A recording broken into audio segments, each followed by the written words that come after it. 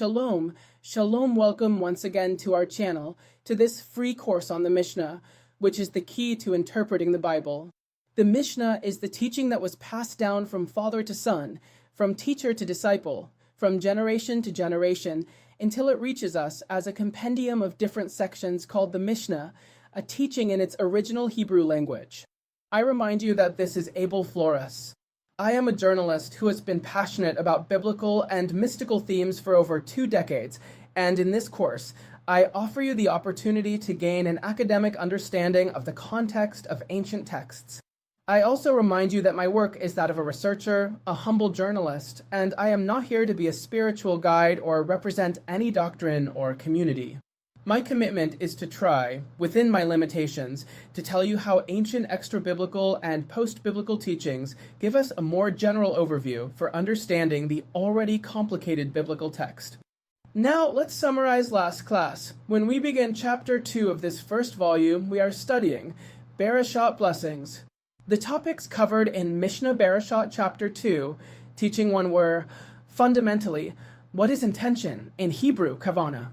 We learned that if someone was reading Torah passages that include the Shema at the time it is due to be recited, according to the biblical commandment, night and day, and placed their heart in the proper intention, kavanah, they fulfilled the obligation to recite the Shema, even if they did not say the corresponding blessings. We also covered a second topic, which was interruptions in the recitation, and we came to 2 conclusions. First, the reading of the Shema should not be interrupted except for justifiable reasons. Second, the sages differentiate between interruptions within a paragraph and those that occur between paragraphs. We also studied a rule according to Rabbi Meir. Between paragraphs, you may greet someone out of respect and respond with a greeting. But within a paragraph of those read before and after the recitation of the Shema, you can read all of this in a prayer book or siddur. You are only permitted to greet someone if you are afraid of danger or authority, and you may also respond out of fear. From an important person, such as your boss, a police officer, or someone in authority. Let us also recall the context of the Mishnah in the 2nd century. The Jews were invaded and repressed by the Roman army, which practically enslaved and mistreated them, especially after the destruction of the Second Temple in Jerusalem in 70 and the Bar Kokhba rebellion in 135. We also studied the opinion of Rabbi Yehudah, who distinguishes between initiating a greeting and responding to a greeting. Rabbi Yehudah also holds that within a paragraph, one may greet out of fear and respond out of respect. But between paragraphs, one may greet out of respect and respond to any greeting, even without a formal obligation of respect. Regarding the issue of kavanah or intention, the Mishnah emphasizes that the Shema is not just a mechanical reading of biblical verses, but a conscious acceptance of the yoke of heaven, or Malchut Shemayim. Therefore, the essential thing is not so much perfect pronunciation as inner concentration on the meaning of the words. This underpins the idea that Judaism is not only an external ritual, but also a spiritual act of conscience. Regarding permitted interruptions, the Shema is recited as a solemn act, but the Mishnah recognizes that social life requires greeting and responding. The law seeks a balance, namely, not losing concentration on the prayer. Do not disrespect or show due fear toward those in authority. Hence the difference between respect, kavod, and fear. Yira respect refers to teachers, elders, or people of honor. Fear refers to authorities who could cause harm or punishment if ignored. Remember the 2nd century context of the Roman invasion we've explained so much. Regarding the debate between Rabbi Meir and Rabbi Yehudah, Rabbi Meir focuses the rule on the situation, within or between paragraphs. But Rabbi Yehudah distinguishes more finely between greeting and initiating a greeting and responding to the greeter, because he considers responding to be a stronger obligation than initiating. The practical and spiritual value is a balance between religious devotion, maintaining focus on the Shema, and social ethics, not ignoring or disrespecting those who greet you. In short, the Shema is central to biblical faith, but it is not practiced in complete isolation. The relationship with God does not eliminate responsibility toward others.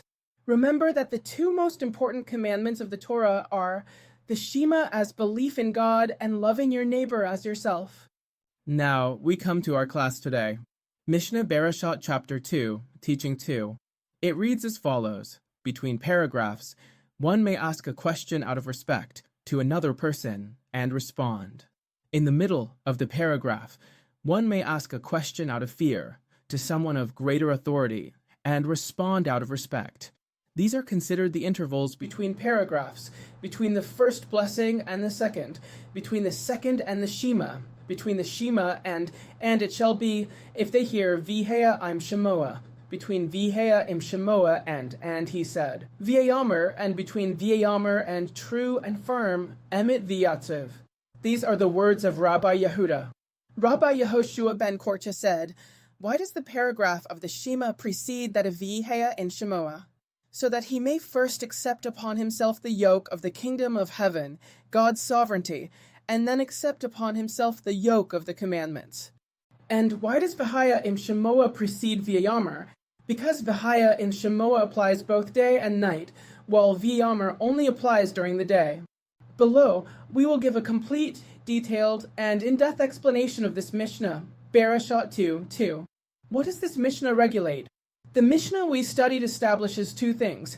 First, when and how one may interrupt the recitation of the Shema, greeting/beginning the greeting or responding, depending on where one is in the recitation of the Shema, which you can read in the prayer book or siddur. There is a difference in the interruption, depending on where one is, whether between paragraphs or in the middle of a paragraph. The second is why the three paragraphs of the Shema are in this order: Shema, V'heya im Shemoa, and VaYomer, providing the pedagogical theological criteria of Rabbi Yehudah ben Korcha. Although the previous chapter, 2.1, already defined who greets and when, now chapter 2.2 defines the exact what are the intervals between paragraphs, in ha-parakim, within the Shema rite and its blessings. What is the liturgical structure that the Mishnah assumes? The Mishnah presupposes the order of the morning service. Analogously, the night service, with its own final blessing, two blessings before the Shema. In the morning there is Yotzer, or about when God formed light in Genesis, and a Hava Rabbah, with eternal love, a thanksgiving to the Creator. The three biblical paragraphs that are added to the reading of the Shema are 1. Shema Israel, which is in Deuteronomy chapter 6, between verses 4 and 9. The second is V'heya im Shemoa, written in Deuteronomy chapter 11 between verses 13 and 21. And the third is VaYomer, which is written in Numbers chapter 15 between verses 37 and 41, tzitzit and mention of the Exodus from Egypt. The blessing after the Shema in the morning is Emet veyatziv, and in the evening, Emet v'emunah. At this point, we're going to get into some technicalities, but don't worry. All of this is well organized and specified in prayer books or siddurim today. When the Mishnah says between paragraphs in chapter 2.2, it therefore means any of these points, between the first and second blessings before the Shema, between the second blessing and the Shema, between the Shema and V'heya im Shemoa, between V'heya and Shemoa and VaYomer, and between VaYomer and Emet veyatziv. These are the places where the more permissive rules of interruption apply compared to what happens in the middle of a paragraph. Another topic this Mishnah touches on is kavod or respect versus yaira or fear, social ethics in the midst of prayer. This Mishnah returns to the distinction from the Mishnah past 2:1. Between paragraphs, it is permissible to begin a greeting out of respect, kavod, and to respond. In the middle of the paragraph, it is only permissible to begin a greeting out of fear, yaira, authority capable of sanction, and to respond out of respect. You need to understand a very important context here. The central idea of tefillah, of prayer, which is what we are talking about here, demands concentration, but it does not negate social responsibility. Halacha, or rabbinic law, balances devotion and conviviality, not to make piety a lack of courtesy, nor to make courtesy a constant distraction. On the other hand, what does Divrei Rabbi Yehudah mean? These are the words of Rabbi Yehudah. In the Talmudic tradition, there is debate about whether the interval between VaYomer and Emet veyatziv should really be considered a permissive interval. There are two keynotes. Thematic connection. VaYomer ends with I, the Eternal, your God, who brought you out of Egypt, and the blessing of Emet veyatziv immediately develops the theme of redemption and the Exodus. You should know that the reason concentration is so important at this point in the prayer is because we are praying for redemption, for salvation. Once again, remember the context in which this story takes place. In the 2nd century CE, a people persecuted and annihilated by Rome crying out to God for their salvation. There is also a practical conclusion. Although chapter 2, point 2 lists this break within the between paragraphs, halakhic tradition dictates that it is not interrupted at all there. There is a textual connection. Care is taken not to separate Hashem Elohechem Emet from the beginning of the blessing Emet veyatziv. Many Siddurim add Emet between the end of the paragraph and the beginning of the blessing to weld or unite the Shema with the following blessing. I repeat, these are many technicalities, but it is the Mishnah we are to study, and thanks to this Mishnah, today we have organized prayer books, which are practically the same in all communities, with the most important prayers being exactly the same. Hence, in normative practice, this point is especially restrictive. There is no interruption between VaYomer and Emet veyatziv, not even for greetings. It is an area of liturgical continuity, and also prepares for the broader rule of uniting redemption to the Amida, Semichat Jula Lodafila. This is a case in which interval mapping coexists with the stricter exception for theological liturgical reasons. Now, the question arises, why this order of paragraphs? Rabbi Yehudah ben Korcha gives the underlying hermeneutics, saying, the Shema first, then accepting the yoke of the kingdom of heaven, or Malchut Shemain, the sovereignty and oneness of God.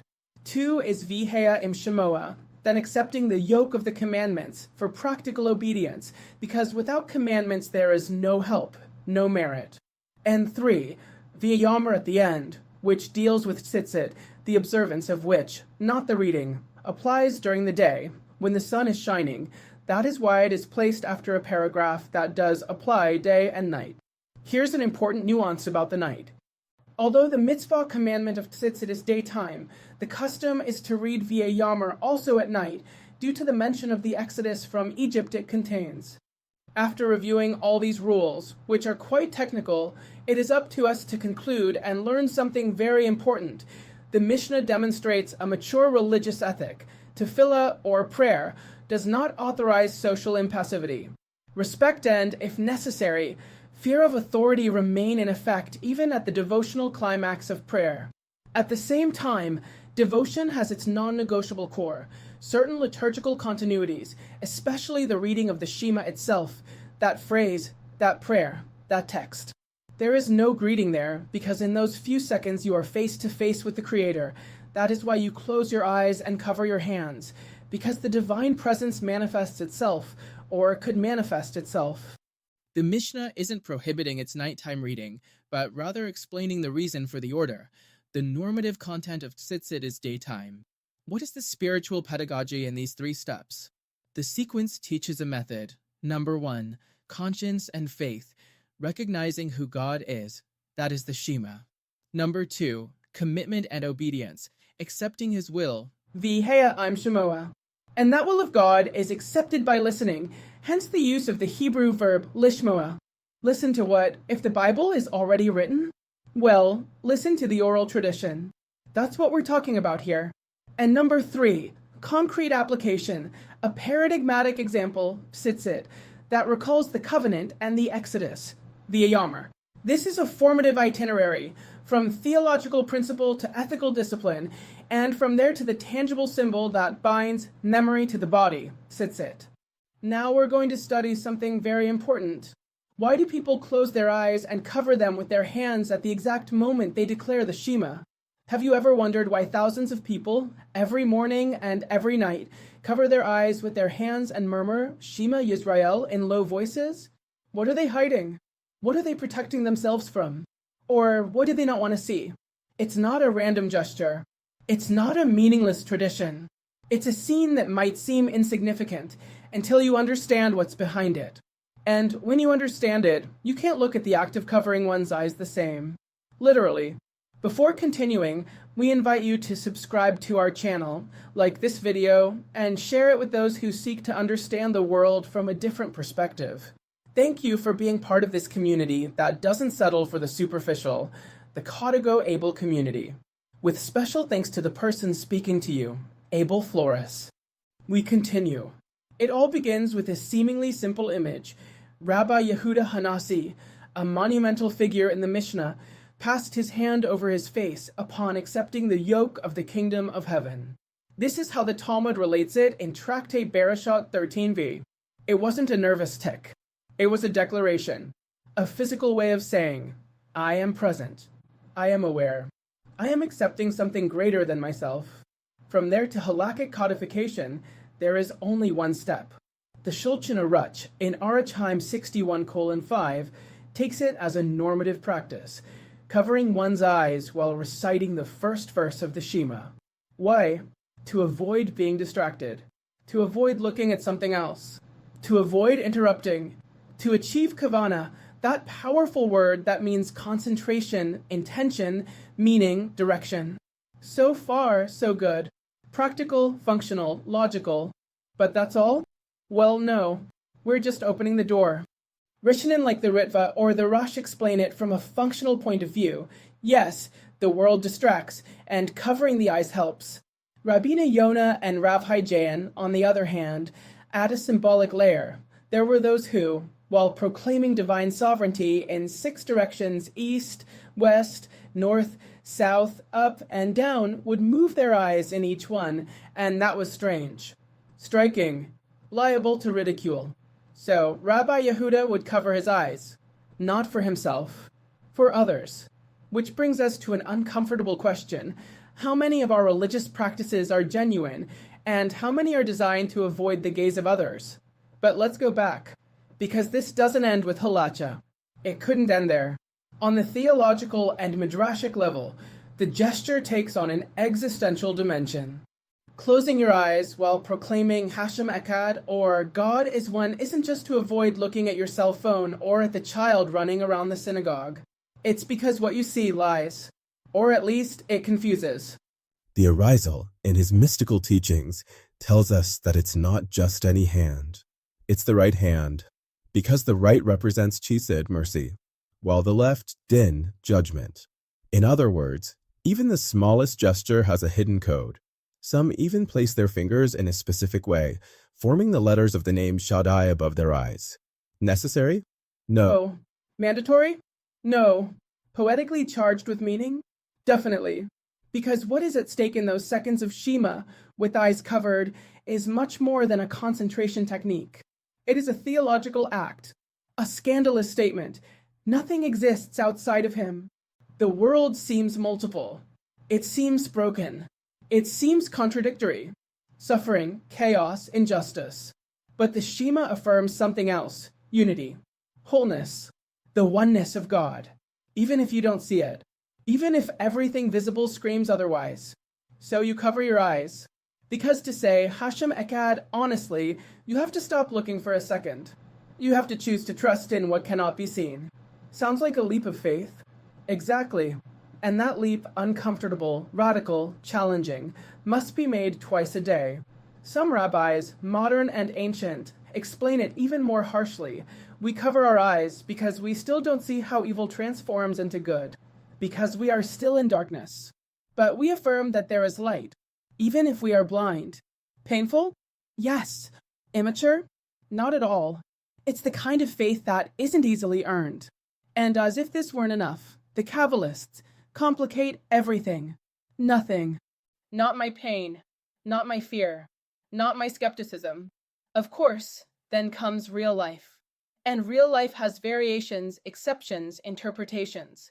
There are those who use the talith to cover themselves. Others use their hand. Some do it until Baruch Shem, others only in the first verse. Some close their eyes in addition to covering them. And yes, there are poskim who say that if you concentrate better by looking at the sitter, you can do it. Because although it may sound inappropriate, the gesture isn't magic. It's a tool to focus more, to avoid interrupting. And like any tool, it works only if it serves its purpose, kavana, or the true intention of the soul.